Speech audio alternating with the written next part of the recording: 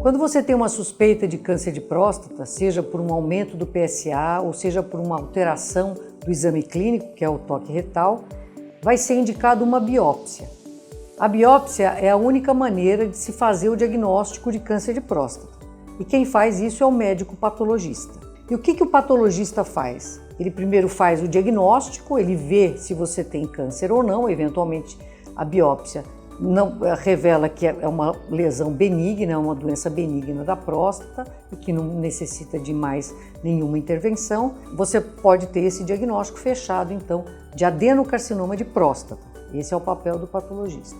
Além do diagnóstico, o patologista é responsável por dar as características do câncer de próstata.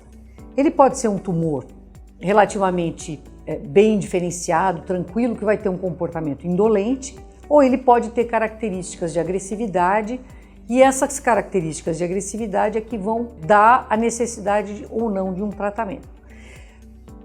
Você sabe que o câncer de próstata é o tumor mais comum do homem. Então, um homem em 6 vai ter câncer de próstata durante a vida. Só que só um homem em 33 vai morrer do câncer de próstata. Muitas das vezes o homem vai morrer com o câncer de próstata de outra causa qualquer. Então é esse o papel do patologista, é identificar o grau de agressividade do tumor.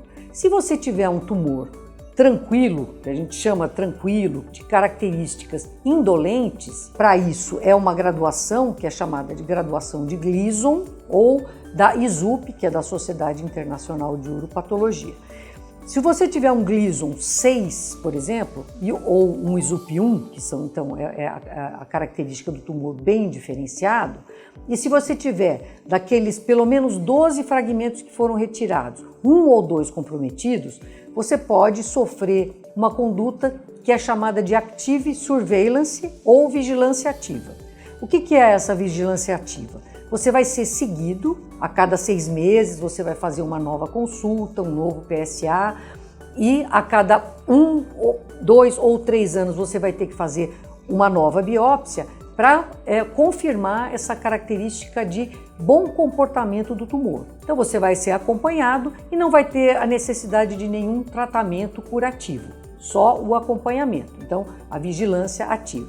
Se a gente identificar um tumor com maior agressividade, então é um Gleason maior do que 6, né? Então 7 para cima, ou um número grande de fragmentos comprometidos, desses 12 pelo menos que foram biopsiados, você vai ter que se submeter a um tratamento curativo. E são 2 esses tratamentos. Um é a cirurgia e o outro é a radioterapia.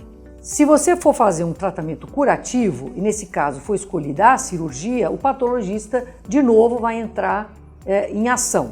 E o que a gente vai fazer? A gente vai examinar essa próstata que foi retirada pelo urologista, pelo cirurgião, e nós vamos confirmar a característica do seu tumor. Então ele pode também ter uma característica de uma agressividade intermediária ou ele pode ser um tumor de mais alto risco. Além do Gleason ou o ISUP, que a gente vai então confirmar e ver se todas aquelas áreas foram representadas na biópsia, a gente vai ver outras características, o volume do tumor, se as margens cirúrgicas estão ou não comprometidas, e a gente vai fazer um estadiamento. Então vai ver se você tem uma doença fora da próstata, com comprometimento das vesículas seminais, e esse estadiamento é muito importante. Além dessas características de invasão das vesículas seminais ou do tecido extraprostático, a gente vai examinar os linfonodos também que o cirurgião vai ressecar.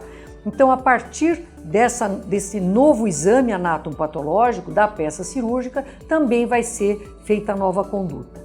Se o tumor for relativamente também um grau de agressividade intermediária, ele é um tumor confinado à próstata, ele não compromete as vesículas seminais, não compromete o tecido extraprostático, as margens estão completamente livres, os linfonodos também livres de comprometimento tumoral, você também não vai sofrer mais nenhum tratamento.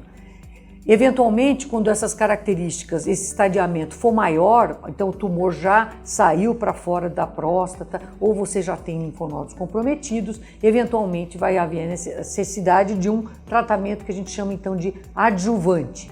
Então você fez o primeiro tratamento, que é a cirurgia, e aí você vai ter eventualmente que ser submetido a uma adjuvância, que pode ser a radioterapia com ou sem o tratamento hormonal. Então, isso são só algumas informações para você ter conhecimento do papel do patologista, né, que é fundamental na definição do seu prognóstico, de que se você vai ficar tranquilo e bem, provavelmente não vai ter mais nenhum problema relacionado a esse câncer de próstata, ou eventualmente se você necessita de tratamentos adjuvantes.